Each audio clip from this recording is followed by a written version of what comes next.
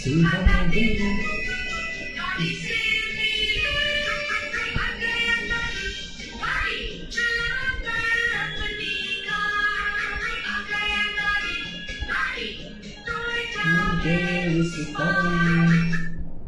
जी, नोडी से मिले, कैसा लगा नोडी से मिलके?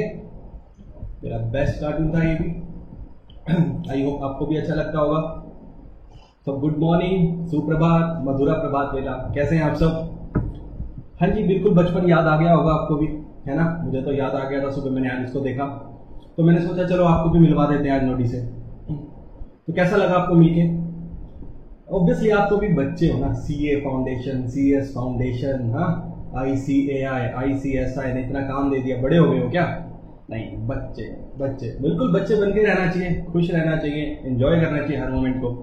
तो हियर आई एम, मैं आपके लिए the sale of good act लेके आया हूँ आज, सेल ऑफ गुड्स एक्ट, ठीक है? फाउंडेशन लेवल अच्छे से पढ़ेंगे आज, एंजॉय भी किया आपने, नोडी से मिले, बट यस पढ़ाई तो साथ करनी है ना, ठीक है? तो चलिए स्टार्ट करते हैं हम the sale of goods act के साथ। क्या करेंगे इसमें, कैसे करेंगे, आइए देखते हैं। बहुत सिंपल सा एक रिवीजन लेक्चर आपके लिए।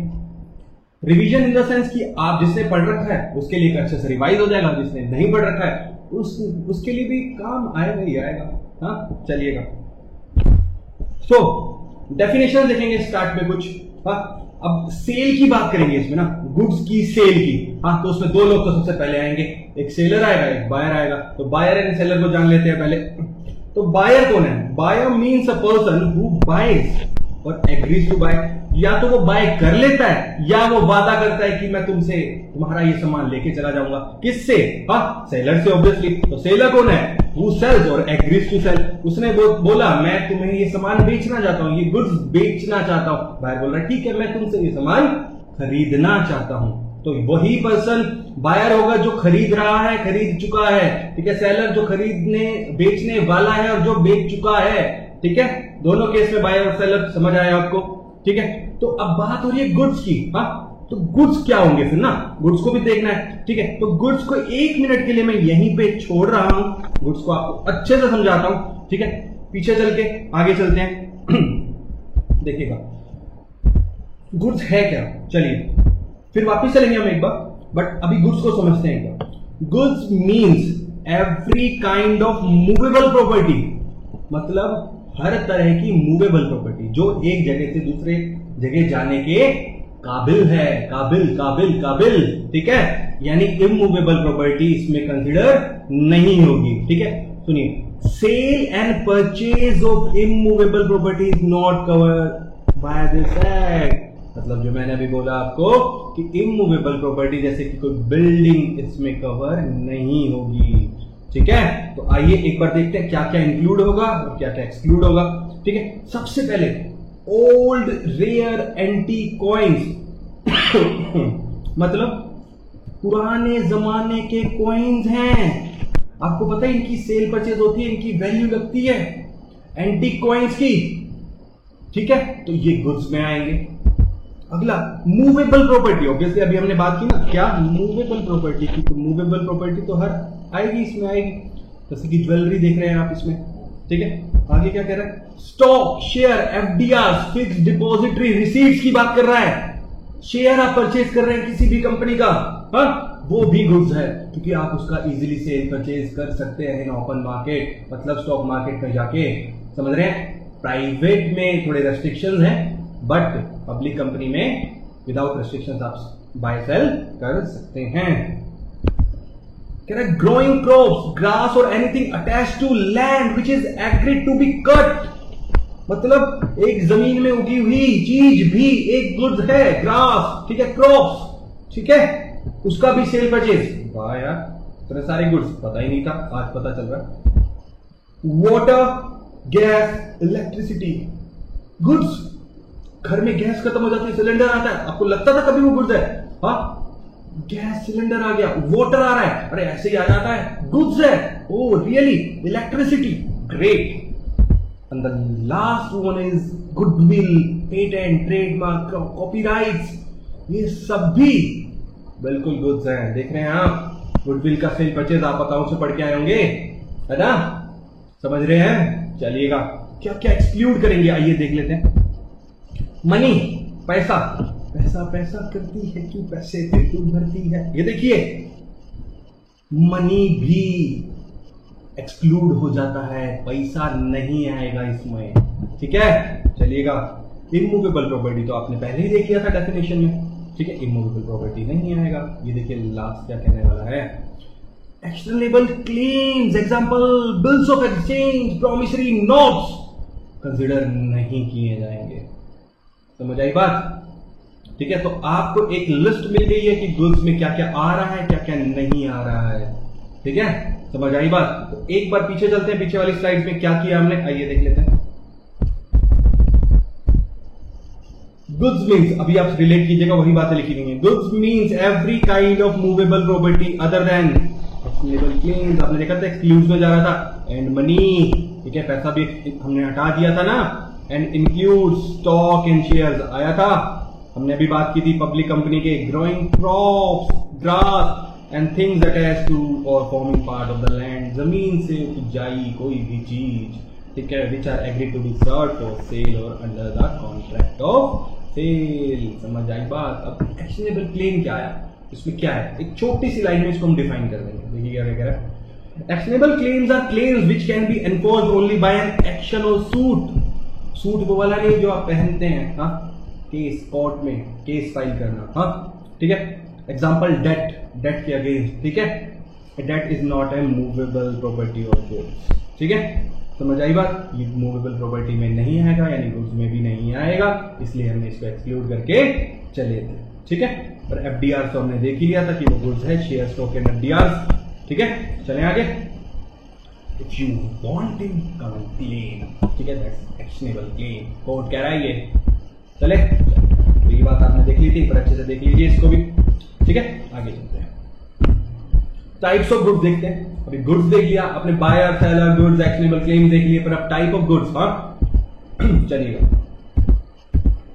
कह रहा एग्जिस्टिंग गुड्स, एग्जिस्टिंग का मतलब क्या है, जो ऑलरेडी हैं हमारे पास, एग्जिस्ट कर रहे हैं। These are in existence at the time of sale, मैं सेल कर रहा हूं, मैं सेलर हूं, आप बायर हैं, ठीक है, मेरे पास गुड्स हैं, ठीक है, ये पेन है, गुड पेन है, मैं बेचने के लिए तैयार हूं क्योंकि मेरे पास ये पेन एग्जिस्ट कर रहा है। These are in the ownership, मेरी ओनरशिप में है, and possession of the seller, मेरे पोजेशन में भी है, वेयर ही मेक सेल, में यहां से इसको सेल भी कर सकता हूं, दैट इज एग्जिस्टिंग गुड्स। आई बात समझ में? चलिएगा, उसके बाद कह रहा है फ्यूचर गुड्स, हाँ, जो अभी होंगे नहीं मेरे हिसाब से, जो फ्यूचर में होने वाले होंगे, है ना। फ्यूचर दिखता है आपको, फुकरे, रिटर्न फ्यूचर दिखता है ना, ये फ्यूचर की बात कर रहा है। कह रहा है future goods, goods are not in existence yet to be produce, हो सकता है मैंने अपनी जमीन से उपजने वाली चीज, ग्रास, वीट, कुछ भी, उसका कॉन्ट्रैक्ट कर लिया है, कल जो होगी क्रॉप वो आपकी, ठीक है, दैट इज फ्यूचर गुड्स, ठीक है। Not in the possession of seller yet to be acquired, या अभी मेरे पोजेशन में तो नहीं है, आने वाली है, आ जाएगी, ठीक है। आप कभी मार्केट में जाएंगे तो आपको कोई चीज पसंद आती है तो अवेलेबल नहीं होती आपके साइज की, तो आपको सेलर कहता है ना कल आ जाएगी मैम, कल आ जाएगी सर, ठीक है, तो वो कल आ जाएगी, अभी पोजेशन में नहीं है, नहीं मतलब नहीं। चलिए, फ्यूचर गुड्स समझ आया आपको? चलिएगा आगे। कंटिंजेंट गुड्स, कंटिंजेंसी, सुना होगा ये वर्ड, कंटिंजेंट गुड्स क्या कह रहा है, goods which does not exist at the time of sale, ये अभी ये भी नहीं है सेल के टाइम पे। Sale of these goods depend upon the happening or non happening of certain event, मेरा माल आ रहा है, कल तक गाड़ी अगर ट्रांसपोर्ट पे आ गई तो सर आपको परसों तक सामान दे दिया जाएगा, दैट इज कंटिंजेंट गुड्स, ठीक है। किसके हैपनिंग और नॉन हैपनिंग पे हो रहा है, ट्रक आने के, माल आने के, ट्रांसपोर्ट पे, ठीक है, तो हम आपको गुड्स दे पाएंगे, अदरवाइज नहीं दे पाएंगे। समझ आई बात? चलिए आगे। कह रहा स्पेसिफाइड गुड्स, बहुत सिंपल वर्ड, स्पेसिफाइड आपको समझ आ रहा होगा वो नाम से। Goods which are identified at the time of sale, ठीक है, आप बायर, मैं सेलर, आप मेरे पास आए, आपने ये पेन देखा, सर ये पेन, हाँ मुझे ये ही पेन चाहिए, ठीक है, आपने आइडेंटिफाई किया और आपने बताया स्पेसिफिकली कि मुझे यही पेन चाहिए, ठीक है, तो ये क्या है, एक स्पेसिफाइड गुड है। And agreed upon and separated from the load, मैंने उठा के आपके लिए इसको अलग रख दिया, ठीक है, ये आपका पेन है, समझ आया, आपने इसको स्पेसिफाइड करके अलग रखवा दिया है और ये आपका है, ठीक है, दैट इज स्पेसिफाइड गुड्स। ठीक है, चले। अनअसर्टेन जेनरिक गुड्स, ठीक है, goods which are defined by sample. मैं सेलर आपके घर आके, आपकी शॉप पे आके आपको पेन दिखा रहा हूं कि सर ऐसे पेन मैं बहुत सस्ते दामों पर बेचता हूं, ठीक है, आपको लेना है तो बताइए। मैंने आपको सैंपल दिखाया है, इसके डिस्क्रिप्शन बता दिए, सर देखिए ये स्क्रीन पे लिखता है, ये ऐसे करता है, ये वैसे करता है, ठीक है। तो ये जनरल गुड्स हुआ, जेनेरिक गुड्स हुआ, अनअसर्टेन्ड हुआ, ठीक है। 10 goods are not identified and separated from the lot. ऐसे ही पेन किट में बहुत सारे होंगे, मैं जाके आपने 100 पेन का ऑर्डर दिया, मैंने अपने सारे पेन में से आपके लिए 100 अलग रख दिए, वो फिक्स थोड़ी ना, वो स्पेसिफाइड थोड़ी ना, सैंपल दिखाया, इसके डिस्क्रिप्शन देके मैंने आपसे ऑर्डर ले लिया। चले आगे, कह रहा अनअसर्टेन गुड नहीं पढ़ लिया है हमने, अब कर रहे हैं असर्टेन गुड्स, ठीक है। अनअसर्टेन हम कर क्या है, तो असर्टेन क्या होता है, goods which are identified and separated from the lot. आप आए थे मेरे पास, आपने इसको अलग रखवा दिया था, ठीक है, सिमिलर थोड़ा सा नहीं लग रहा स्पेसिफाइड गुड्स के, ठीक है, according to sample and description, ठीक है।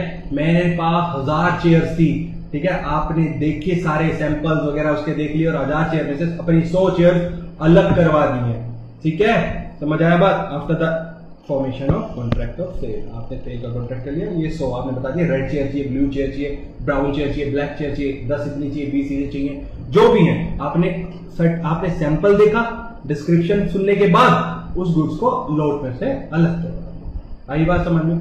हमने एग्जिस्टिंग पढ़ा, फ्यूचर पढ़ा, कंटिजेंट पढ़ा, स्पेसिफाइड पढ़ा, अनअसर्टेन और जेनेरिक पढ़ा और असर्टेन पढ़ा। आई होप आपको टाइप्स ऑफ गुड्स समझ आए होंगे, ठीक। चलिएगा आगे चलते हैं, सुनिएगा, एक एक को थोड़ा सा डिफाइन करने की बात यही थी, अब करते हैं हमने कंटिजेंट गुड की बात, ठीक है। आइए, कंटिजेंट गुड्स क्या है, the acquisition of which bye the seller depends upon N uncertain contingency. जो मैंने अभी आपको बताया, माल आना चाहिए ट्रांसपोर्ट पे, ट्रक आएगा, ठीक है, समझ आया, या शिप से आ रहा है तो शिप के आने या ना आने पे उसको हम कंटिजेंट बोलेंगे। A agrees to sell to B a Picasso painting extraordinary, provided he is able to purchase it from its present owner। let's say Mona Lisa की करोड़ों की पेंटिंग एक्स पर्सन के पास है, आप जेड, आपको वो पेंटिंग चाहिए और मैं वो पेंटिंग आपको दिलवा सकता हूं। आप मेरे पास आए, सर वो पेंटिंग दिलवा दीजिए ना प्लीज। मैंने बोला ठीक है मैं आपको दिलवा दूंगा, पर एक शर्त है, सामने वाला एक्स मुझे बेचना भी तो चाहिए, वो नहीं बेचेगा तो मैं कैसे दिलवा दूंगा। तो ये होगी कंटिजेंसी और contingent good. This is a contract for the sale of contingent good, ठीक है, ठीक है। चलो डिलीवरी के बारे में बात करेंगे। देखो डोमिनोज वाला आया, आपके घर पे आ रहा है क्या डोमिनोज? अभी मैं मिस कर रहा हूँ यार, मैं मंगवा नहीं पा रहा, बिल्कुल नहीं मंगवा पा रहा, ठीक है। मम्मी मारेगी, बाहर का कुछ नहीं खाना, ठीक है। तो देखते हैं डिलीवरी क्या होती है। Delivery means voluntary transfer of goods. मैंने अपने गुड्स आपको ट्रांसफर कर दी जो कॉन्ट्रैक्ट ऑफ सेल में एग्री किए थे, ठीक है, from one person to another, ठीक है, आपने मेरे से खरीद लिए है ना, तो अब मुझे डिलीवरी तो देनी पड़ेगी। एज ए जनरल रूल, क्या जनरल रूल कहता है, delivery of goods may be made by doing anything. कैसे की जा सकती है, आइए देखते हैं। Which has the effect of putting the goods in the possession of the buyer, है ना। डिलीवरी वो चीज है जिससे गुड्स की पोजेशन सेलर से उठ के किसके पास जा रही है, बायर के पास जा रही है। और any person authorise to hold them on his behalf. आपने बोला, आप बायर है, आपने बोला ठीक है सर मुझे नहीं चाहिए मेरे घर पे डिलीवर या मेरे वेयर हाउस में या मेरी शॉप पे डिलीवरी मत करवाओ, मेरा एक एजेंट है वाई, उसको जाके कर दो डिलीवर, ठीक है। तो भी वो डिलीवरी एग्जीक्यूट हो गई है, डिलीवरी मान ली जाएगी कि हो चुकी है, ठीक है। अब टाइप्स ऑफ डिलीवरी देख लेते हैं। कह रहा है एक्चुअल डिलीवरी, नाम में ही बताया एक्चुअली डिलीवर हो चुका है। When the goods are physically delivered to the buyer, आपने पिज्जा ऑर्डर किया है डोमिनोज को, ठीक है, डोमिनोज ने 30 मिनट्स में वादा किया था और 20 मिनट में आपको डिलीवरी करके चला गया, एक्चुअल डिलीवरी, ठीक है। कंस्ट्रक्टिव क्या कह रहा है, when it is affected without any change in the custody. Custody change नहीं हो रही है, जिसके पास गुड्स है वो उसी के पास है, तो कैसे डिलीवरी होगी सर, अभी बताते हैं आपको। और actual possession of the things as in the case of delivery by attornment, simple सी बात है, ठीक है। मेरे गुड्स जो मैं सेलर हूं, आप बायर हैं, मेरे गुड्स एक्स पर्सन जो कि मेरा वेयर हाउस कीपर है, या मेरा एजेंट है, उसके पास पड़े हैं, ठीक है, कस्टडी में उसके है वो गुड्स। आप आए, आपने बोला सर मैं आपसे गुड्स खरीदना चाहता हूं, मैंने कहा ओके खरीद लीजिए। सर एक शर्त है, क्या आपका एजेंट एज ए मेरे लिए भी एजेंट काम कर सकता है, या आपका वेयर हाउस कीपर मेरे लिए भी उस गुड्स को होल्ड कर सकता है। मैंने कहा बिल्कुल, उससे बात कर लीजिए, उसको पेमेंट कर दीजिएगा जो भी होगा, ठीक है। और वही गुड्स उसके पास रहे, बट पहले मैं ओनर था, अब आप ओनर हैं, यानी कस्टडी वही है बट पोजेशन वही है, बट ओनरशिप ट्रांसफर होगी। That is constructive delivery, constructive delivery, ठीक है। मेरे warehouse man holding the goods for A agrees to hold them on the behalf of B at A's request. मैंने बोला रे, ठीक है। चलो आगे चलते हैं। सिंबॉलिक डिलीवरी, हाँ सर, सिंबॉलिक सिंबल, हाँ देखते हैं क्या करें। When there is a delivery of a thing in a token of transfer of something else, ठीक है, that is delivery of goods in the course of transit may be made by handing over documents of title of goods like bill of lading। ये क्या होता है sir bill of lading? अभी बताते हैं। Railway रसीद, सिंबॉलिक डिलीवरी, मैंने delivery आपको एक्चुअल नहीं दी है, ठीक है। लेट्स से मेरे को आप तक दिल्ली से मुंबई तक सामान पहुंचाना था शिप से, ठीक है।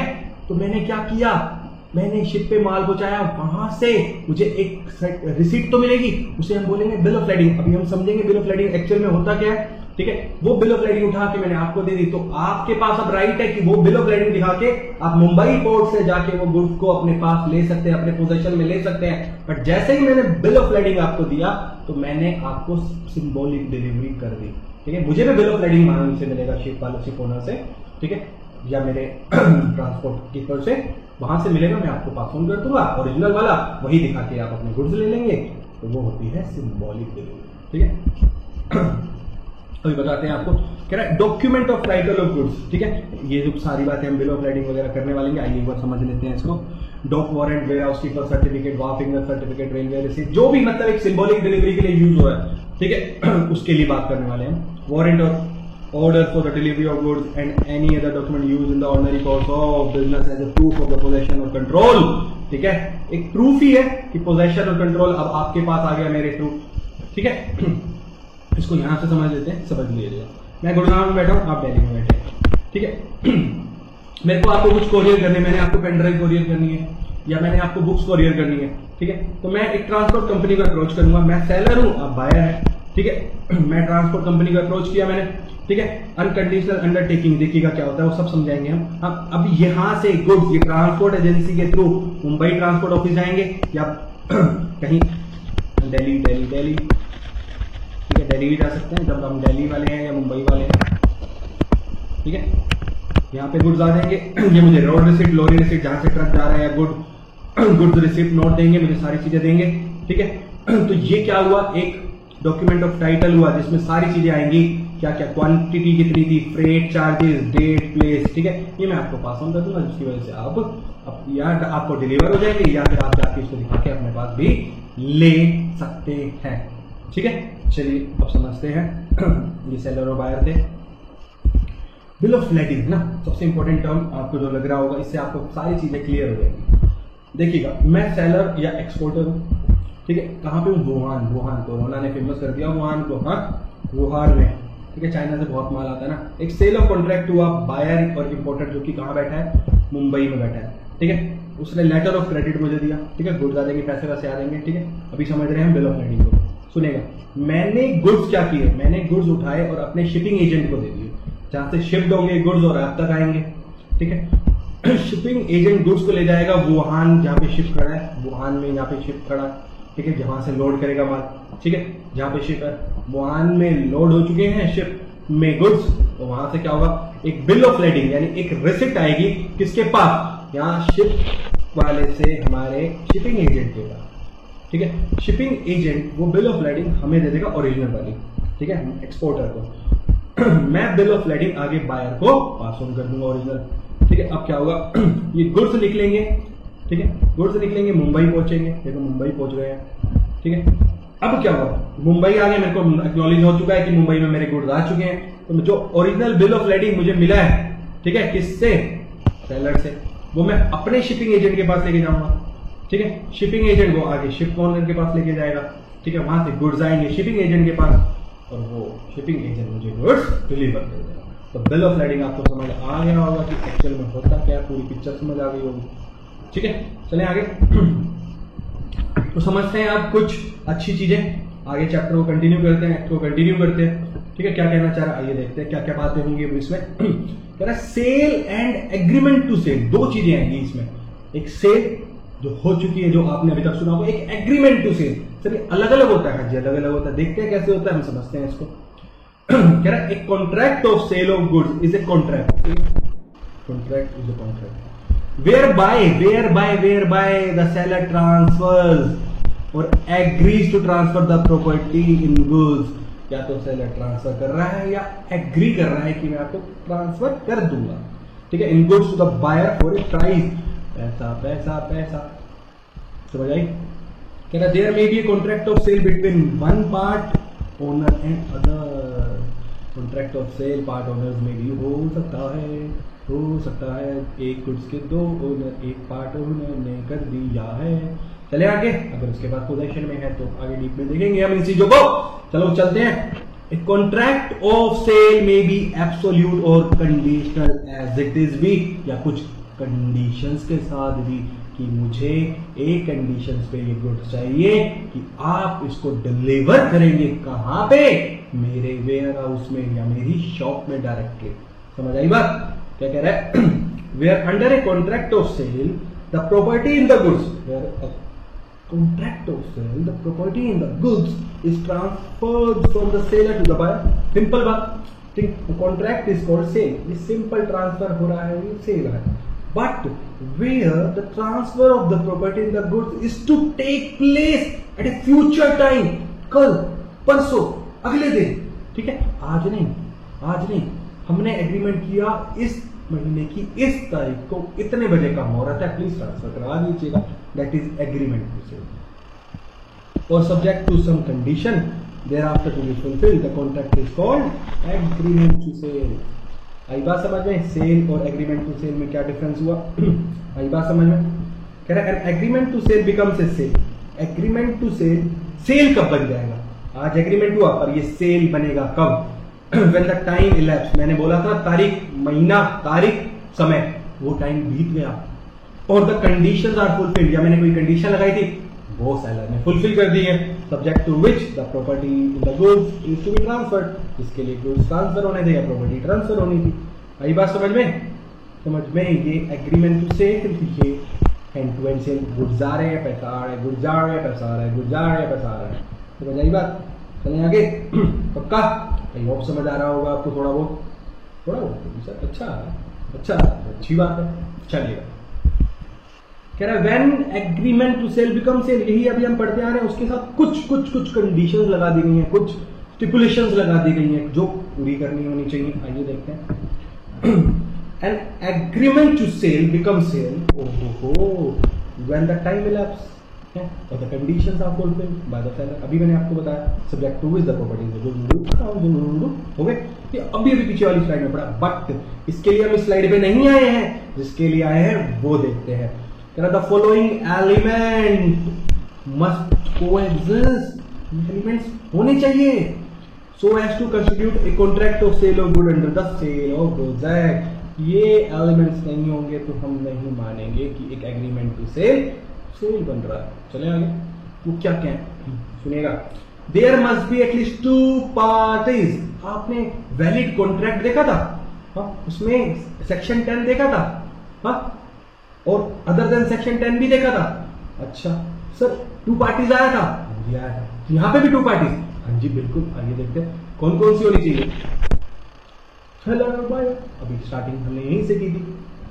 पहला एलिमेंट सेलर और buyer. The subject matter of the contract must necessarily be goods covering only movable property। हम गुड्स में ही डील कर रहे हैं और गुड्स आपको पता है बच्चे से क्या होता है, स्लाइड में आप मजे से देख के आए हैं, ठीक है। It may be either existing on और प्रोसेस्ड बाय द सेलर और फ्यूचर गुड्स। अब एग्जिस्टिंग गुड्स हो सकते हैं, फ्यूचर गुड्स हो सकते हैं, है ना। अभी आप देख के आए, कह रहे ए प्राइस, इंपॉर्टेंट बात कहने वाले, कह रहे a price in money not in kind. आपको उसके स्वरूप कंसीडरेशन में क्या मिलना चाहिए? पैसा। बिना पैसे के काम नहीं होगा इसमें, ठीक है, शुड बी पेड और प्रॉमिस, आज नहीं तो कल सही, बट 30 दिन का आपने चेक क्रेडिट पीरियड दे दिया होगा, बट पैसे की ही बात हुई है, काइंड में नहीं हुई है। चलिए, but there is nothing to prevent the consideration from being partly in money और पार्टली इन काइंड। कुछ पैसा दे दो, सस्ते में दे दिया, कोई बात नहीं, 100 रुपए का सामान 50 रुपए में दे दिया, 50 रुपए काइंड के समझ लीजिए, 50 रुपए बनी आ गया।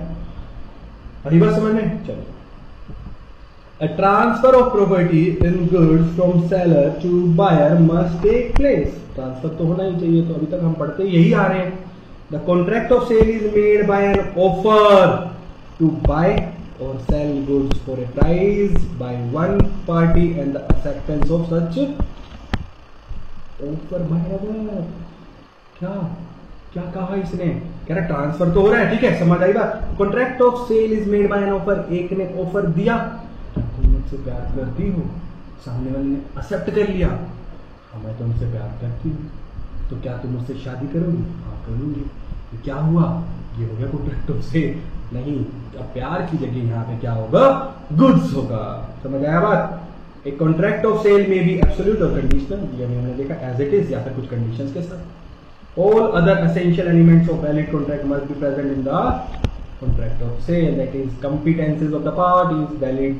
valid contract में हम देख के आए थे competencies of the parties, हाँ सेक्शन 10 के अंदर लीगल ऑब्जेक्ट होना चाहिए, लीगल कंसिडरेशन यानी वैलिड लॉफुल कंसिडरेशन होनी चाहिए। वही बात कर रहा है, आई बात समझ में? पक्का? अभी तक जितना पढ़ा उसे एक बार रिवाइज करो, ठीक है, फिर आगे चलते हैं हम लोग।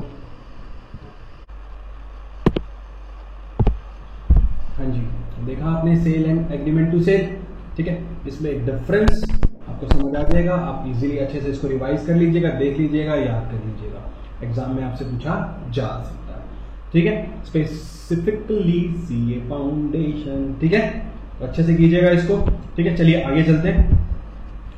सेल एंड हायर परचेज में डिफरेंस, आइए इसे समझते हैं, हायर परचेज और सेल में डिफरेंस क्या है, ठीक है। तो हायर परचेज क्या होता है? आपने कुछ हायर पे लिया, ठीक है, रेंट पे लिया, उससे स्पेसिफिकली बात करने जा रहे हैं। कह रहे time of passing property in the goods is transfer to the buyer immediately. Sale में तो इमीडिएट हो जाता है ट्रांसफर, ठीक है, पर हायर परचेज में the property in goods passes to the hirer, जिसके पास जा रहा है, ठीक है, upon payment of last instalment. Last instalment, जब सारी इंस्टॉलमेंट पूरी हो जाएंगी, ईएमआई पूरी हो जाएंगी, जो भी होगा मंथली एनुअली जो भी, ठीक है, तब आपके पास ओनरशिप ट्रांसफर होगी। समझ आई बात? पोजीशन ऑफ द पार्टी, ठीक है, the position of the buyer is that of the owner of the goods. Sale में तो ओनर रहेंगे, बट यहाँ पे एज ए बेली रहेंगे। The position of the hirer is that of bailee. Bailor और bailee होता है, ये भी हम समझेंगे। बेलर वो होता है जिसके गुड्स हैं, उसने आपको संभालने के लिए दिए हैं, प्लीज इसको गुड्स को अपने पास संभाल के रखिए, चाहे तो अपने पर्सनल यूज कर लीजिए, बट कुछ टाइम के लिए बाद हमें मुझे वापस दे दीजिएगा, ठीक है। Till he pays the last instalment, जब तक लास्ट इंस्टॉलमेंट नहीं हो जाएगी तो एज ए बेली रहेंगे, ठीक है। Termination of contract, the buyer can not terminate the contract and is bound to pay the price of the goods. Sale के केस में द हायरर में if he so likes terminate the contract by returning the goods. Goods वापस दे दिए, जितने EMI दे दिए, ठीक है, अब गुड्स वापस दे दिए to the owner without any liability to pay the remaining instalment. अब आगे की देने की कोई जरूरत नहीं है। मेरे को 6 महीने के लिए चाहिए, तो मैंने 6 महीने के लिए गुड्स लिए, उसके लिए उसकी ईएमआई दे दी, ठीक है, उसके लिए उसकी इंस्टॉलमेंट दे दी, उसके बाद मैंने गुड्स रिटर्न कर दिया, मुझे कुछ की जरूरत नहीं है, तो मेरे को आगे की ईएमआई, आगे की इंस्टॉलमेंट्स नहीं देनी है। Burden of risk of insolvency of the buyer, the seller takes the risk of any loss resulting from the insolvency of the buyer। Contract of sale हो चुका है, पर बायर ने पैसे नहीं दिए, गुड्स ट्रांसफर हो गए हैं, तो रिस्क किसके पास है? सेलर के पास है। अब पैसे है ही नहीं बायर के पास, ठीक है, रिस्क किसका है? सेलर का। The owner takes no such risk for if the hirer fails to pay the instalment, the goods वापस मांग लेंगे, टेकन बैक, ठीक है, वापस ले लेंगे। हमें क्या है, गुड्स ही आ जाएंगे हमारे पास, वहां पे सू वगैरह वो सब चीजें खत्म हो जाती है, या हिरार्की में आपको पेमेंट होती है, वो बात की बात है सेल के केस में। यहाँ पे ट्रांसफर ऑफ टाइटल, ठीक है, the buyer can pass a good title to the bona fide purchaser. Buyer भी आगे किसी को इजीली ट्रांसफर कर सकता है इन केस ऑफ सेल। उसने एक गुड फेथ में एक गुड्स खरीदा है, तो वो आगे पास ऑन भी कर सकता है फॉर फर्दर सेल, जिसे हम फर्दरेंस ऑफ सेल भी बोलते हैं, ठीक है। होलसेलर से मैंने रिटेलर ने खरीदा, रिटेलर ने आगे आप लोगों को बेचा, ऐसा कुछ। ठीक है। The hirer can not pass any title even the bona fide purchaser even to the bona fide purchaser. Hire purchase में आप ट्रांसफर नहीं कर सकते जब तक आपके पास लास्ट इंस्टॉलमेंट आपने पे नहीं कर दिया और आपके पास ओनरशिप नहीं आ गई। Resale the buyer the sale can resale the hire purchase can not resale unless last instalment. वही बात। हायर परचेज और सेल में आपको डिफरेंस समझ आ गया होगा, इसे प्लीज अच्छे से कीजिएगा, एग्जाम में आने की वर्दी है।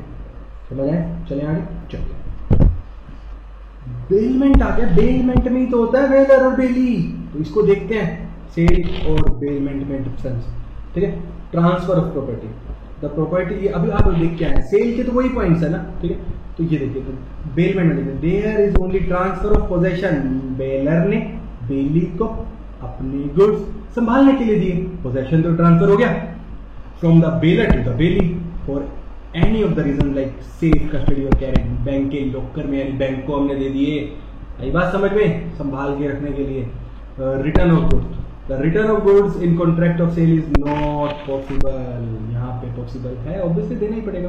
The bailee must return the goods to the bailor on the accomplishment of the purpose for which the bailment was made. जिस पर्पस के लिए, लेट्स से मैं बेलर बेली, मेरे को 1 महीने के लिए आउट ऑफ इंडिया जाना पड़ा।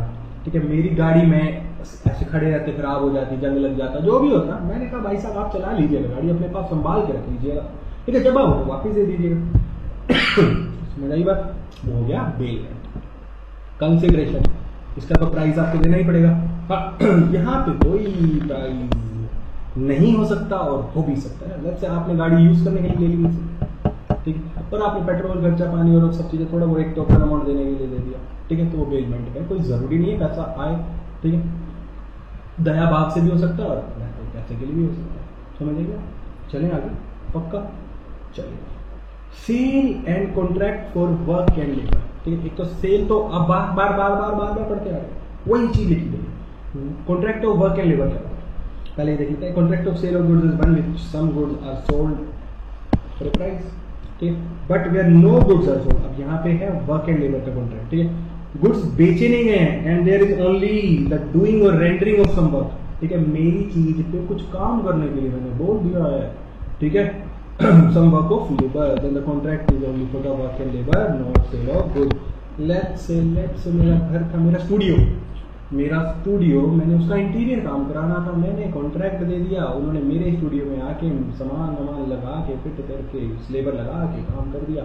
Jeweller well gold is supply to the gold, gold मैंने दिया और प्रिपेयरिंग एक कड़ा चेन। ठीक है। तो उसके ऊपर जो भी था उन्होंने वर्क एंड लेबर अप्लाई की और काम हो गया।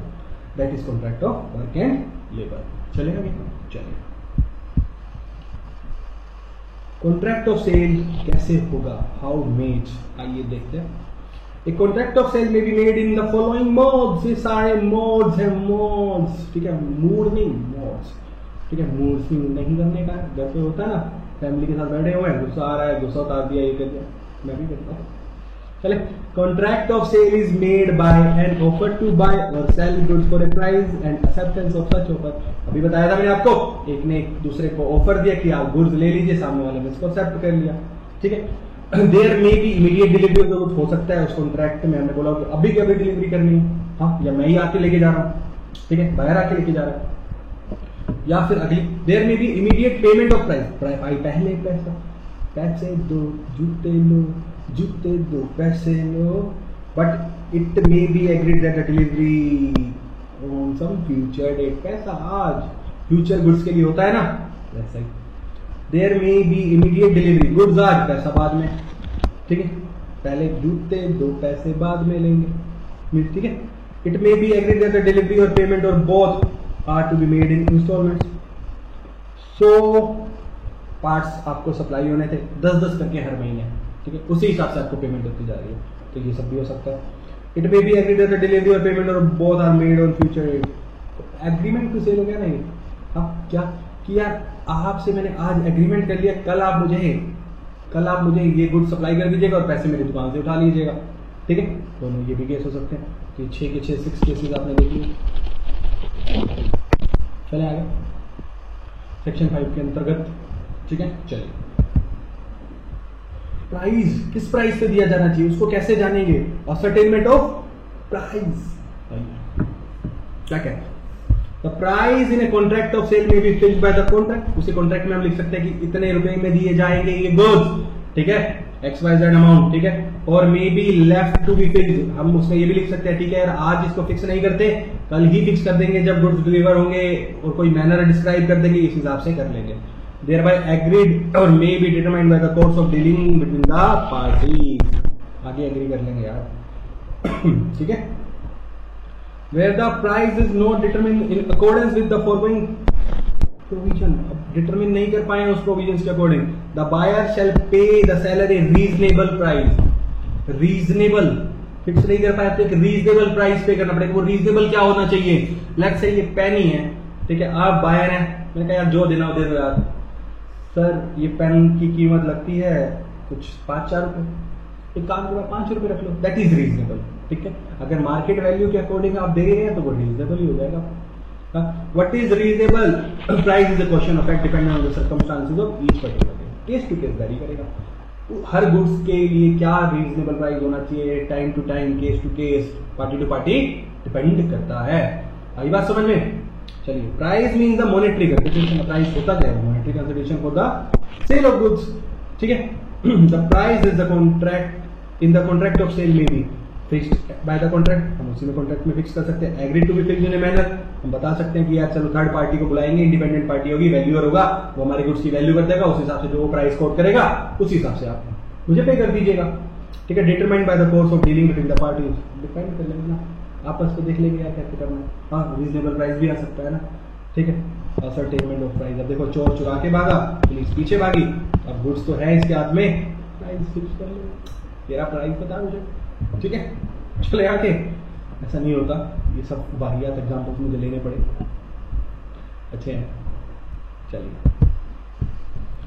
कह रहा agreement to sell at valuation. अब वैल्यूएशन करवा रहे थे तो इसको एग्जाम्पल से समझते हैं। अब इसको रीड करेंगे आराम से, ऊपर खुद एग्जाम्पल से समझते हैं।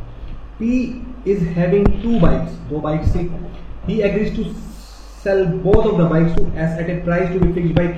तो बोला यार मैं तेरे को अपनी बाइक दे रहा हूँ, जो प्राइस वो बताएगा Q, उसी प्राइस में आप ले जाइएगा, ठीक है। अब हो सकता है वो बताएगा ना बताए, आइए देखते हैं। He gives delivery of 1 bike immediately, एक बाइक ले जा ले जा। बाद में Q ने रिफ्यूज कर दिया, मैं नहीं बता पाऊंगा प्राइस तो। As such P asks S to return the bike, already deliver, अब नहीं कर पा रहे तो वापिस दे दो। While S claims for the delivery of the second bike to, उसने कहा नहीं आप मुझे दूसरी बाइक दे दो। In the given instance, buyer S shall pay reasonable price to P for the bike already taken। जो उसके पास आ चुकी है उसका एक रीजनेबल प्राइस देगा, मार्केट वैल्यू क्या है, कंडीशन ऑफ बाइक को देख के बता देगा। As regard the second bike, the contract can be avoided। अब सेकंड बाइक तो नहीं गई है ना, तो उसके लिए या तो कॉन्ट्रैक्ट एग्जीक्यूट कर सकते हैं अदर कंडीशन पे, या फिर अवॉइड भी किया जा सकता है, ठीक है। वैल्यूएशन ऐसे होती है, ठीक है। वो कर नहीं पाया तो मानेगा। चले आगे।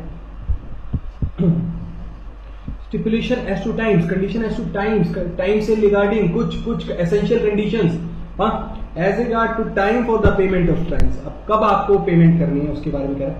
Unless a different intention appears from the terms of contract, कुछ डिफरेंट इंटेंशंस नहीं आ रही है क्या। Stipulation as regard to this is not deemed to be the essence of the contract of sale। Time of delivery कुछ ज्यादा sense नहीं रखती, but delivery of goods must be made without delay. Delay नहीं होना चाहिए, सामने वाले का यूज ही खत्म हो जाए। लेट्स से मैंने आज एक अपने फ्रेंड के बर्थडे के लिए केक ऑर्डर किया, जो बर्थडे परसों है, गिफ्ट ऑर्डर किया जो परसों है, ठीक है। मैंने उसको बता भी दिया सेलर को कि परसों मुझे गिफ्ट देना है। अब जो सेलर है वो मुझे 5 दिन बाद गुड्स भेजेगा, तो उसके लिए मैं क्या करेगा, ठीक है, जब मुझे 2 दिन बाद देना था। तो एक reasonable time without any delay कर लेना चाहिए आपको, ठीक है। चलेगा। Price for goods may B fixed by the contract, ठीक है, ये हमने पढ़ा, और मे बी एग्रीड लेटर, ठीक है, स्पेसिफाइड मैनर, ठीक है। Stipulation as to time of delivery are usually essence of the, simple सी बात है, सिंपल जो अपने भी हमने पढ़ा उतना ही रखते हैं उसको, इतना ज़्यादा कोई रेलिवेंट नहीं रखता, समझता है। अगला समझता है कंडीशंस और वारंटीज क्या होते हैं। गारंटी, वारंटी, सब चीजें और कंडीशन, आइए देखते हैं। मीनिंग समझते हैं कंडीशन का। Condition is the essential to the main purpose of the contract, ठीक है। अब मैंने कुछ गुड खरीदे थे, मैंने उसकी कंडीशन रखी, मैंने कहा ये कंडीशन फुलफिल होगी तो ये कॉन्ट्रैक्ट हो सकता है, वो मेन चीज हो गई, मेन पर्पज हो गया, एसेंशियल एलिमेंट हो गया कॉन्ट्रैक्ट का सेल का, ठीक है। पर warranty it is only colorectal, colorectal side वाली चीज है, साइड वाली चीज है, इतनी ज्यादा रेलिवेंट नहीं रखती पर जरूरी तो है। द मेन पर्पज होता है, right in case of breach, breach हो जाए कॉन्ट्रैक्ट ऑफ सेल का तो कंडीशन और वारंटी का क्या होगा? The agreed party can repudiate the contract, ठीक है, कैंसिल और क्लेम डैमेजेस और दो पैसे भी मांग सकते हैं, कैंसिल भी कर सकते हैं, दोनों काम भी कर सकते हैं, ठीक है। कैंसिल लिख कर एक्सेप्ट कर लेते हैं, बट जो मेरे को डैमेज हो रहा है वो आप मुझे पे कर दीजिए, ठीक है। वारंटी में agreed party can only claim damages, तो डैमेजेस के लिए राइट रखते हैं, रेपुटेशन तो है ही नहीं ना इसमें, ठीक है, तो कोलेक्ट्रल इवेंट है। Conversion of stipulation, breach of condition may be treated as a breach of warranty, breach of warranty can not be treated as a breach of condition. Condition को वारंटी का कंसीडर किया जा सकता है, अगर accept कर लिया तो डैमेजेस क्लेम कर लेंगे, ठीक है, बट वारंटी को कंडीशन नहीं किया जा सकता, ठीक है। चले आगे, when condition to be treated as warranty, कुछ बात बता रहा है, ठीक है, कि कंडीशंस को वारंटी कब हम कंसीडर करके चलेंगे, ठीक है। चलिएगा, सेक्शन 13 स्पेसिफाइज कर रहा है, स्पेसिफाई कर रहा है केसेस कुछ, ठीक है, जहां पे हम ट्रीट करेंगे कंडीशन को वारंटी, ब्रीच ऑफ कंडीशन को breach of warranty, as a result of which the buyer loses his right to rescind the contract, cancel करने का राइट खो देता है। आप वारंटी कंसीडर कर लिया है तो रिसाइन तो कर ही नहीं सकते, सिर्फ क्लेम कर सकते हैं डैमेजेस। हाँ, तो वो क्या है इस केसेस में? The following cases the contract is not avoided even on account of breach of condition, ठीक है। The buyer altogether waives the performance of the condition, buyer नहीं कर दिया, ठीक है, the party may for his own benefit waives stipulation, उसने buyer ने stipulation ही हटा दिए हैं यार, ठीक है, वो कंडीशन ही हटा दिया, बोला कोई बात नहीं मेरे लिए जरूरी प्रोडक्ट है, मुझे आप डिलीवर कर दो, कोई बात नहीं देख लेंगे यार, सब देख लेंगे, ठीक है। कंडीशन फुलफिल नहीं कर पाए, बट मुझे गुड्स तो बहुत जरूरी चाहिए, ठीक है।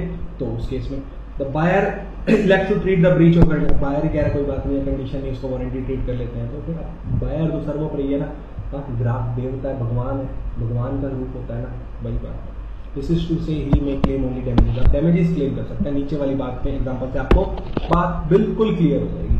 ए agrees to supply B 10 bags of first quality sugar at the rate 625, 10 bags की बात हुई, कॉन्ट्रैक्ट हुआ 625 रुपए में फर्स्ट क्वालिटी, बट उसने क्या किया सेकंड क्वालिटी कर दिया, ठीक है, एट द रेट 600 का जो प्राइस था उसका, ठीक है। इसमें ब्रीच ऑफ कंडीशन हुई कि फर्स्ट क्वालिटी करना था, बट किया कौन सा सेकंड क्वालिटी का, तो बायर रिजेक्ट कर सकता है, बट अगर वो रिजेक्ट नहीं करता, हाँ, तो उसे ब्रीच ऑफ वारंटी मान लेंगे और वो सेकंड क्वालिटी गुड्स एक्सेप्ट कर लेता है, 25 रुपए के लिए क्लेम कर लेगा वो। आई बात समझ में? समझ आई? चलें आगे। Where the contract is non severable, अलग नहीं कर सकते, अविभाजित, and the buyer has accepted either the whole or part, सारा एक्सेप्ट कर लिया है, पार्ट भी कर लिया, और वो नॉन सेवरेबल है यानी अलग नहीं किया जा सकता है, तो फिर क्या फायदा? That the fulfillment of any condition or warranted is excused by law, excused by law, law ने कह दिया, law तो सबसे ऊपर है यार, law की क्या करें, ठीक है। तो फिर उस केस में तो waiver of condition, voluntary waiver waives performance of contract, elect to treat condition as warranty, compulsory waiver non severable, आपने देखा आपने fulfillment of condition excused by law, ये voluntary waiver में आ गई दो conditions, हाँ, और नीचे वाली दो conditions किसमें आ गई? compulsory waiver में। आई बात समझ में? ये V में, ये C में है। चलें आगे, एक बार देख लीजिए इसको, फिर चलते हैं आगे।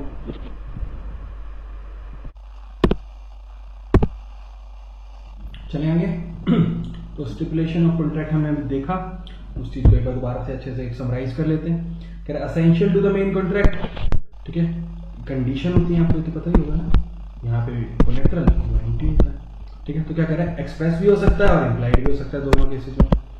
अगर एक्सप्रेस है तो specifically mention in the contract होगा एज ए कंडीशन, और इम्प्लाइड है तो this will be treated as a condition even if not mention in the contract. कुछ इम्प्लाइड चीजें भी क्या खुद ब खुद, ठीक है, जरूरी थोड़ा ना हर बात बताई जाए, कुछ समझी भी तो जानी चाहिए, दिल की बातें हैं, समझ आई बात?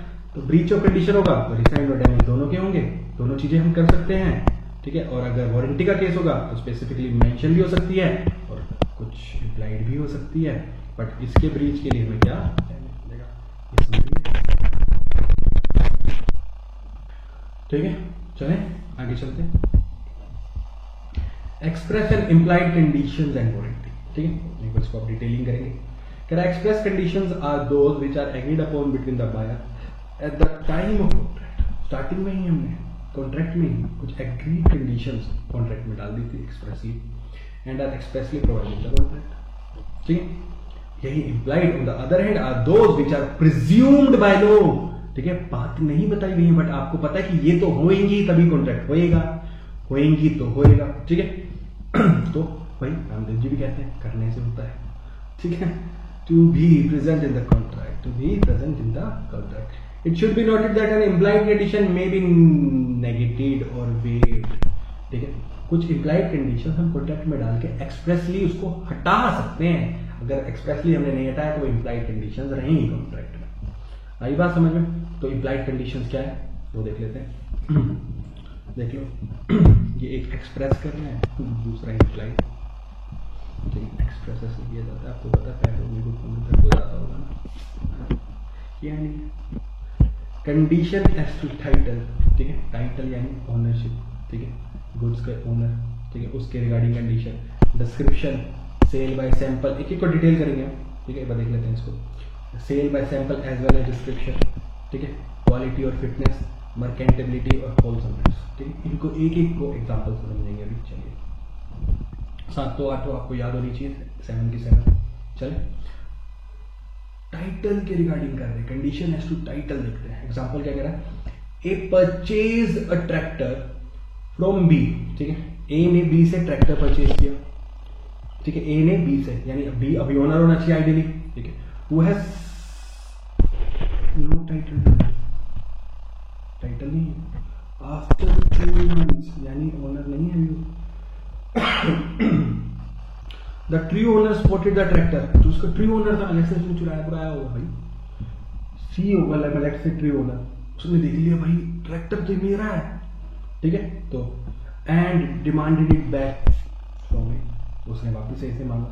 Held that A was bound to hand over the tractor to the true owner. अब ए ने जो बी को दिया था वो ट्रैक्टर उसको ट्रू ओनर को वापस देना पड़ेगा। ठीक है, समझ आया? समझ आई बात? तो बी से लिया था, अब वो बी से डैमेजेस क्लेम कर लेगा, पैसे वैसे वापस मांग लेगा, बट ए को हैंड ओवर करना ही पड़ेगा, वो करना ही पड़ेगा, ट्रू ओनर उससे वापस लेके जाएगा ही जाएगा। एक बार विदाउट टाइटल था, विदाउट टाइटल, बी के पास उसकी ओनरशिप थी। डिस्क्रिप्शन, मैंने कुछ गुड्स दिखाए, डिस्क्राइब किए आपको उस डिस्क्रिप्शन पे। ठीक है, ए एट कोलकाता, मतलब सुनिएगा, मैंने डिस्क्राइब किया कि वही गुड्स है। ठीक है, ऐसे गुड्स है, कोई पर्टिकुलर स्टफ है या क्वालिटी ऑफ प्रोडक्ट है, उसके regarding. A at Kolkata sells to B 12 bags of waste silk. ठीक है, ए ने बी को 12 बैग्स बेचे वेस्ट सिल्क के on its way from Murshidabad to Kolkata. वो कोलकाता मुर्शिदाबाद से कोलकाता जा रहा था रास्ते में। There is an implied condition that the silk shall be such as it known as waste silk की होनी चाहिए। डिस्क्रिप्शन मैंने दिया कि वेस्ट सिल्क है तो वेस्ट सिल्क की होनी चाहिए। If it is not, B is entitled to reject, B reject कर सकता है। अगर उसको लगता है कि ये नहीं है तो रिजेक्ट किया जा सकता है। डिस्क्रिप्शन से मैच नहीं हो रहे हैं तो रिजेक्शन के चांसेस होते हैं। That is sale by description. Sale by sample देखते हैं।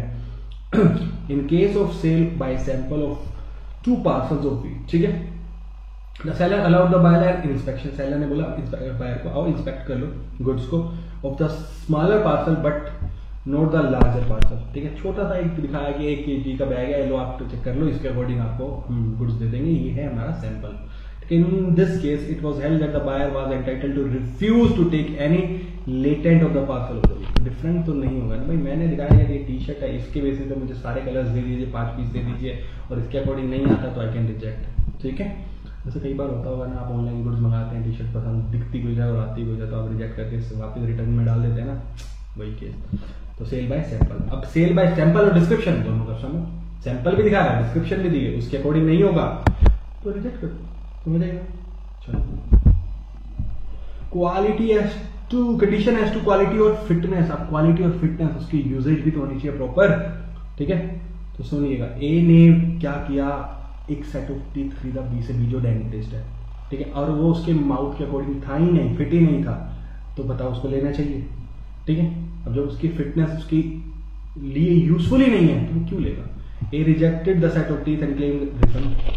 ठीक है, it was held that A was entitled to do so as only purpose for which he wanted, जिस पर्पस के लिए वो चाहिए था उसकी वो ठीक, वो फुलफिल ही नहीं कर रहा तो वो लेके रखेगा क्या।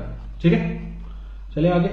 कंडीशन एज टू मर्केंटेबिलिटी, सुनेगा मर्केंटेबल भी तो होनी चाहिए, मर्केंटाइल लो पढ़ रहे हैं आप, ये मर्केंटेबल।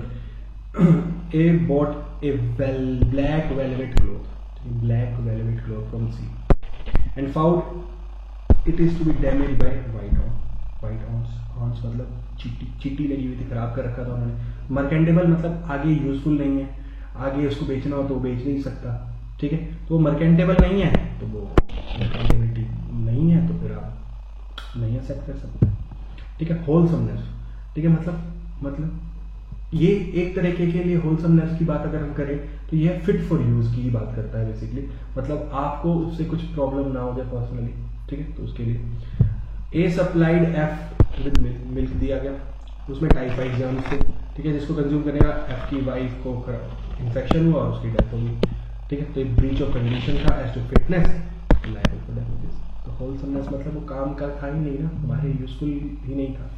ठीक है, तो उस केस में तो सातों के सातों आपको देख लें। इम्प्लाइड वारंटीज, क्या वारंटी एज टू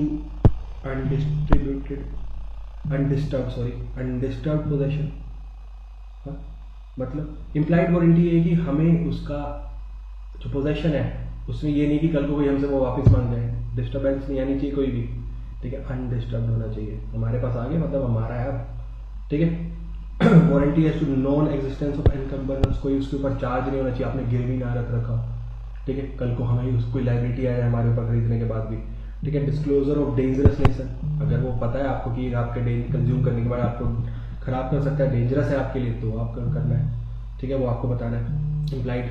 ठीक है, वारंटी एज टू क्वालिटी और फिटनेस। ठीक है, आपको क्वालिटी और फिटनेस के बारे में बताना है कि हाँ ये क्वालिफाइड है। ठीक है, चले कह रहे हैं वारंटी एज टू, ये सारी जो बातें हैं आप इसको एक बार अच्छे से रीड कर लीजिएगा, जो हम बात करके आए इम्प्लाइड कंडीशंस की उसी को हमने अच्छे से डिफाइन किया हुआ है। ठीक है, एग्जाम्पल के साथ एक बार देख लीजिएगा, सिंपल सी बातें हैं। ठीक है, आपके वही अनडिस्टर्ब पोजेशन होना चाहिए, उसके ऊपर कोई चार्ज नहीं होना चाहिए, प्लेज वगैरह ना कर रखा हो, फिट फॉर यूज होना चाहिए, डेंजरस नेचर नहीं होना चाहिए। ठीक है, इजी। चले आगे, एक बार देख लीजिए इसको, फिर आगे चलते हैं। तो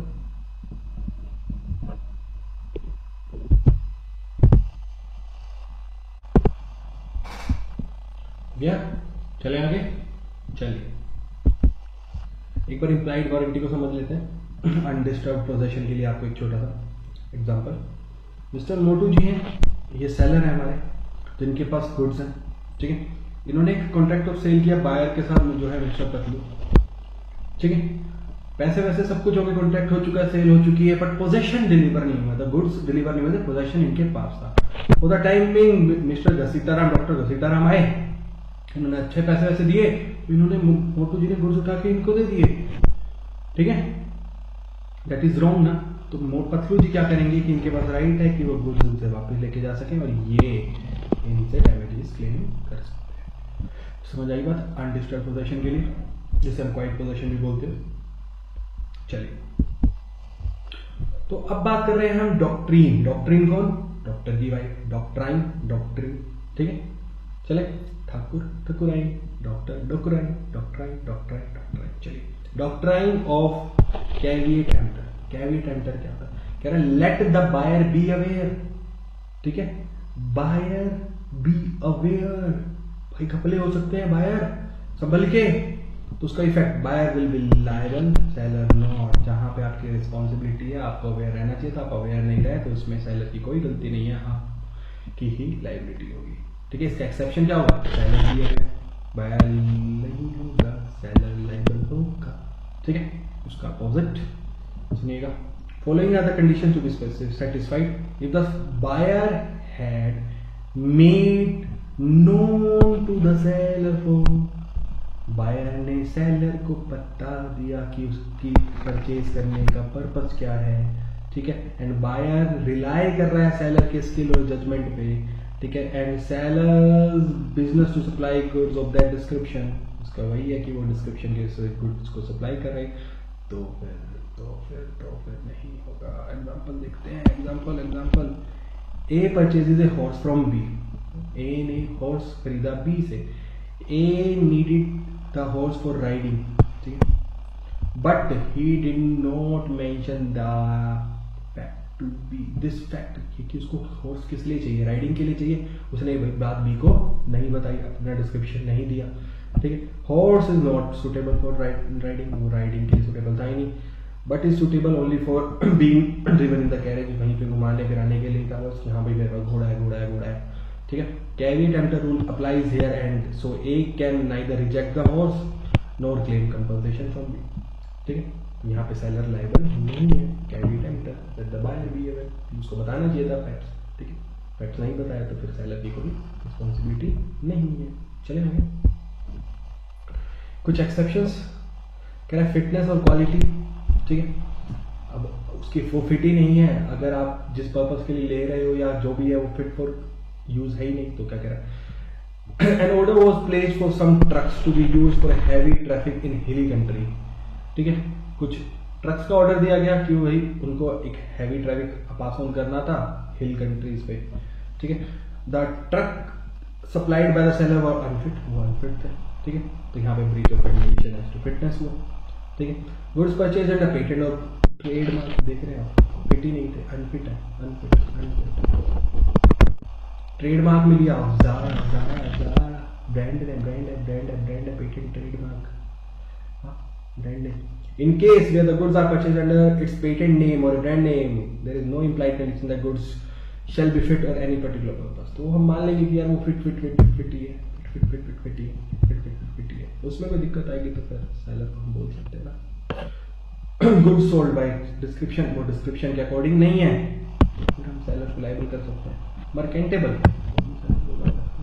ठीक है, चले आगे। मर्केंटेबिलिटी आप पढ़ के आए थे, सैंपल, ये सारी बातें अभी आप पढ़ के आए हैं फिट वाली, ठीक है।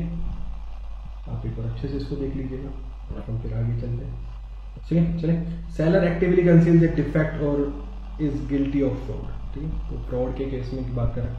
The seller sells the goods by making some other misrepresentation और fraud and the buyer relies on, ठीक है, बायर रिलाई कर रहा है। और when the seller actively conceals some defect in the goods so that the same could not be discovered by the buyer, उसने छुपा दिया है डिफेक्ट को ताकि बायर को पता ना चले, ठीक है, रीजनेबल एग्जामिनेशन के बावजूद भी, ठीक है, then the rule of caveat emptor will not apply, यानी seller will be liable for this, ठीक है, समझ आई बात। चलें आगे, कह रहा है passing off property, property pass करने की बात कर रहा है, कह रहा है पासिंग ऑफ प्रॉपर्टी, स्पेसिफाइड और ascertain goods, passing off uncertain goods, goods sent और sale on a legal basis, transfer of property in case of reservation of right to disposal. आइए अभी कोई के करके हम देखेंगे। कह रहा प्रॉपर्टी स्पेसिफिक और ascertain goods passes when intended to pass, ठीक है, where there is a contract for sale of, when to pass कर रहे हैं, पासिंग ऑफ प्रॉपर्टी, देख रहे हो, पासिंग, ये पास किया इसने और ये क्या है, प्रॉपर्टी है हमारी, पासिंग ऑफ प्रॉपर्टी, ठीक है, तो हम पासिंग ऑफ प्रॉपर्टी पढ़ रहे हैं।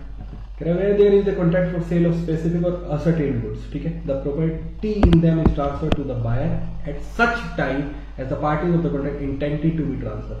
अब गुड्स हमें पता है कौन से ट्रांसफर होने, तो दोनों पार्टी चाहते हैं तब वो ट्रांसफर हो जाएंगे, ठीक है, तब पास हो जाएगी प्रॉपर्टी। आई बात समझ में, समझ आया, पासिंग ऑफ प्रॉपर्टी, ठीक है, देख रहे हो बास्केटबॉल बात हो रही है। चलिए, stages of goods when passing off property, देखें कब, specific goods in deliverable state, ठीक है, goods to be put in deliverable state, अभी है नहीं पर करने हैं in deliverable state, but seller has to do something there to in order to ascertain price, ठीक है, डिलीवरेबल स्टेट पे तो है बट सेलर को अभी प्राइस असर्टेन करने के लिए कुछ ना कुछ करना है, तीन चीजें। पहला क्या कह रहा है, in deliverable state, when there is an unconditional contract for sale of goods, कोई कंडीशन नहीं है for specific goods in a deliverable state, जो डिलीवरेबल स्टेट में भी आज उठा के हम दे सकते हैं, the property of the good passes to the buyer when the contract is made to see time, ठीक है, जब कॉन्ट्रैक्ट हुआ and it is material whether the time of payment of the price और the time of delivery of the goods और both is postponed, उससे हमें कोई मतलब नहीं है, ठीक है। Example, A goes in a shop and buys the television and asks the shopkeeper for its home delivery, ठीक है, shopkeeper agrees to date, the television immediately becomes the property of X, property pass हो चुकी है x की, जो भी कुछ होगा वो एक्स के लिए, ठीक है। चलिए आगे, to be put in deliverable state, where there is a contract of sale for a specific goods, where there is a contract of specific goods and the seller is bound to do something to the goods for the purpose of putting them in a deliverable state, the property does not pass until, जब तक वो काम नहीं हो जाएगा, until such thing is done and the buyer has notify, उसने notify कर दिया, ठीक है, बताएगा उसको कुछ करना है अभी कि उसको डिलीवरेबल स्टेट में लाना है, लेट्स से पैकिंग करनी है, पैकेजिंग नहीं हुई है, ठीक है। अगला क्या कह रहा है, specific goods in deliverable state but price certain करना होगा, where there is a contract of sale for specific goods in deliverable state but the seller is bound to weigh, उसको मेजर करना है, वेट करना है, test or to do some other act, test करना है कि भैया अभी सही है अभी नहीं यूज के लिए, और thing with reference to the goods for the purpose of ascertaining the price ascertain करना है, the property does not pass until such act और thing is done, the buyer has notice thereof, तब तक वो सारे काम नहीं हो जाएंगे, तब तक हम नहीं मानेंगे, ठीक है, कि पास हो चुकी है। चले आगे, good must be ascertain, ascertain होनी चाहिए, ठीक है। Where there is a contract for sale of unascertained goods, no property in the goods is transferred by the buyer unless ascertained हो जाए, ठीक है, unascertained जेनेरिक गुड्स, ठीक है, जब तक उसने अपना लॉट अलग नहीं करेगा उसको डिलीवर, अभी अनअसर्टेन से जेनेरिक से उसको असर्टेन लिया, अब उसको डिलीवर करना तभी जाके, ठीक है, रूल्स है उसके लिए। Sale of uncertain goods by description, description के अकॉर्डिंग है, ठीक है, या delivery to the carrier, carrier को डिलीवरी कर रहे हैं, ठीक है, उसमें देखते हैं।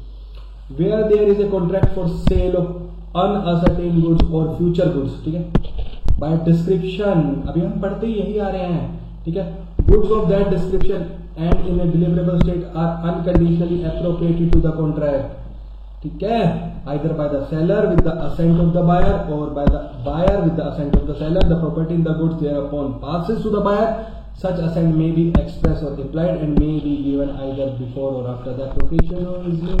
कुछ नहीं समझ आया, कुछ समझना है पैराग्राफ, हाँ तो टुकड़े कर दो, हाँ वही अंग्रेजों ने किया था, डिवाइड एंड रूल, फूट डालो राज करो, तो आपको भी लो पे राज करना है तो उसके टुकड़े करते हैं। चलिए देखिए, where there is a contract of sale, जहां पे कॉन्ट्रैक्ट ऑफ सेल की बात कर रहा है, ऑफ असर्टेन्ड अनअसर्टेन्ड और फ्यूचर गुड्स, जो अभी है ही नहीं, ठीक है, बाय डिस्क्रिप्शन, ठीक है, जो डिस्क्रिप्शन के बेस पे हम काम कर रहे हैं, and goods of that description, उसी डिस्क्रिप्शन के goods, and in a deliverable state, deliverable are unconditionally appropriated to the country, कोई कंडीशन नहीं की गई है उसके लिए, कोई कंडीशन नहीं लगाई गई है, either by the seller with the assent of buyer, seller ने भी नहीं, बायर के असेंट से, बायर ने भी नहीं, सेलर के असेंट से, the property in the goods कब पास होगी टू द बायर, ठीक है, उसी टाइम, जब कोई कंडीशन ही नहीं है तो उसी टाइम प्रॉपर्टी पास हो जाएगी। समझ आई बात समझ में, क्या कहना चाह रहा है कि भाई कोई कंडीशन बायर ने नहीं लगाई है, कोई सेलर ने नहीं लगाई है, असर्टेन गुड्स अनअसर्टेन गुड्स हैं, फ्यूचर गुड्स हैं,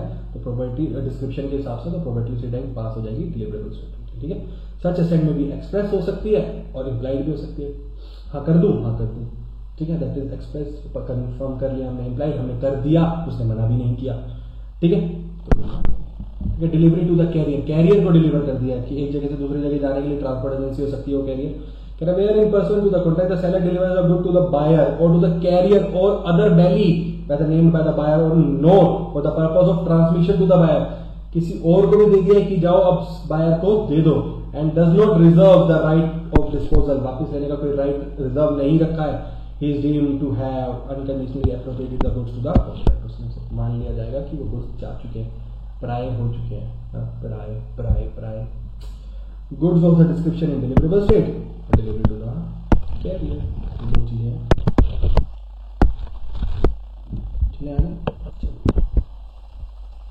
कह रहा एनालिसिस दे रखा है उसका, वो आप देख लीजिएगा, ठीक है, फ्यूचर गुड्स, ठीक है, जो अभी हम पढ़ के आए उसका एक एनालिसिस आपके लिए दिया हुआ, उसको रिपीट कीजिए, नहीं समझ आया तो पूछ सकते हैं, ठीक है। चलिए, गुड्स सेंट ऑन अप्रूवल और सेल और रिटर्न बेसिस, वापिस भी आ सकते हैं, फिर कैसी सेल हुई सर ये, आइए देखते हैं। When goods are delivered to the buyer on approval or on sale or return basis, ठीक है, प्रॉपर्टी कब पास होगी फिर उस केस में, सुनिएगा, अप्रूव, सेल और अप्रूवल मतलब हमने दिए, बिक जाए तो रख लेना, हमें पैसे दे देना, नहीं तो हमें वापस दे देना, ठीक है।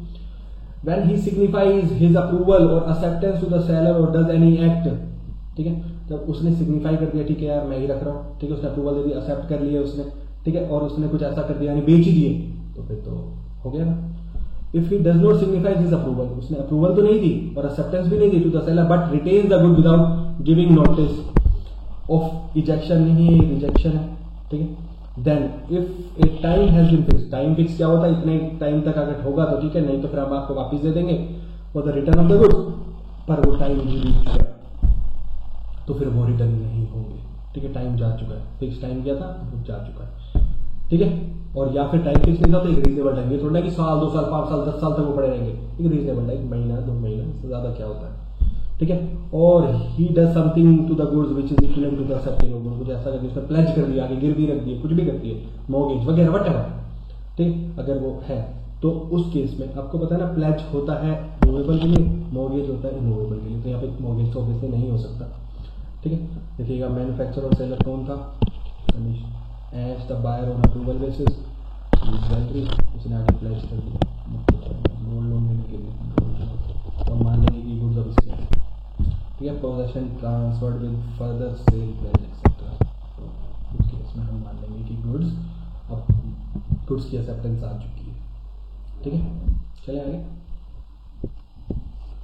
Reservation of right of disposal, इसको समझने और याद रखने के लिए सबसे बड़ा तरीका देखो, रिजर्वेशन आंदोलन, हाँ रिजर्वेशन, उनको रिजर्वेशन किया था, आरक्षण, ठीक है, आंदोलन किया था गुर्जर आंदोलन, ठीक है, reservation right disposal, reservation of right of disposal, याद समझ में क्या कह रहा है, where there is a contract of sale of specific goods, ठीक है, स्पेसिफिक आपको बताइए क्या होता है, और where the goods have been subsequently appropriated to the contract, subsequently appropriate मतलब अलग कर दिए गए, the seller may by the term of the contract or appropriation as the case may be reserve the right, एक right रख सकता है अपने पास डिस्पोजल का, ठीक है, until conditions fulfill नहीं हो जाती तब तक, ठीक है, डिस्पोजल का राइट रख सकता है, वापस रखने का राइट रख सकता है, वापस लेने का राइट रख सकता है, नॉट टू डिलीवर का राइट रख सकता है, ठीक है।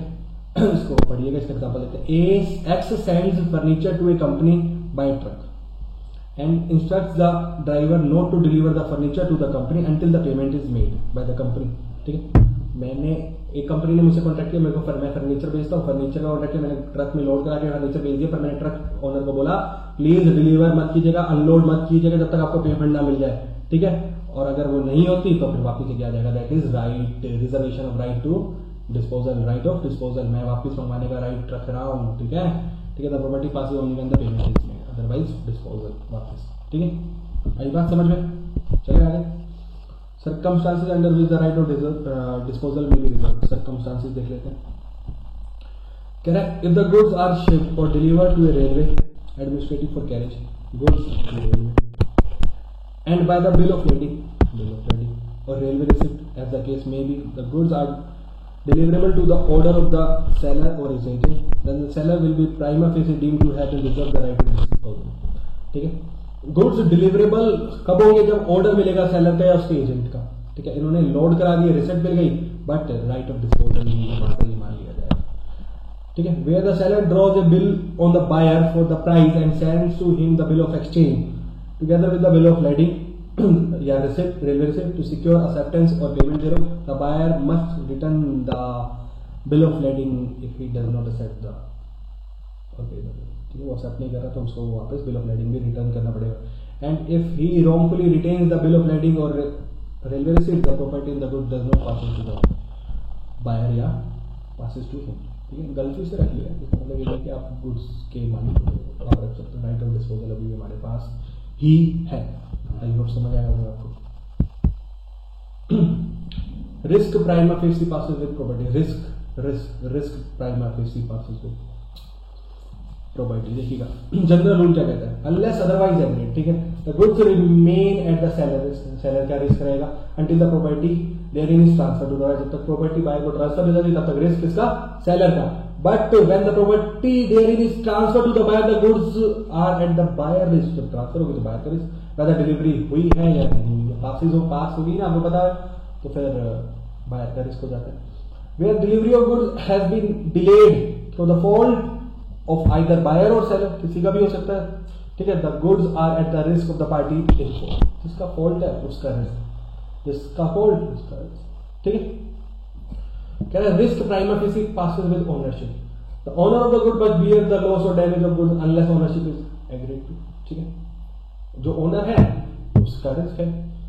क्या कह रहा है under section 26, unless otherwise agreed the goods remain at the seller risk, ऊपर पढ़ के until the property passes to the buyer after the event that they are buyer, उसका वो ओनर देखो ओनरशिप ट्रांसफर हो गई तो फिर भी उनको पढ़ते हैं. एग्जांपल देखो नीचे क्या कहने वाला है, सबसे बढ़िया एग्जांपल लिया हुआ है, देखेंगे नीचे आपको दिख भी रहा है, नीचे क्या हो रहा है दिख रहा है आपको. कह रहा है bids for an antique painting, Mona Lisa की एंटीक पेंटिंग, एंटीक ऑक्शन हुआ इसका. After the bid when the auctioneer struck his hammer मारा, जब आपको पता है ना बोली लगाई जाती है और जिसकी हाईएस्ट बोली होती है उसके लिए हैमर मार दिया जाता है. आईपीएल का ऑप्शन तो आपने देखा ही होगा. To signify the acceptance of the bid he hit the antique, painting को हिट कर दिया, वो डैमेज हो गई, देखो ये हो गई, ठीक है. The loss will have to be borne by the seller because the ownership of goods get not pass to the buyer. अभी तक गई नहीं थी तो फिर बाप ऐसी पेंटिंग खरीदोगे. चलिए कह रहा है ट्रांसफर ऑफ टाइटल, ठीक. ट्रांसफर ऑफ टाइटल पढ़ते हैं. एक बार पहले वाला आपको रिवाइज करना है तो आप रिवाइज कर लीजिए एक बार, फिर हम इसको कंटिन्यू कर लेते हैं. 2 मिनट का टाइम ले लेते हैं यहीं पे, फिर हम इसको आगे कंटिन्यू करते हैं.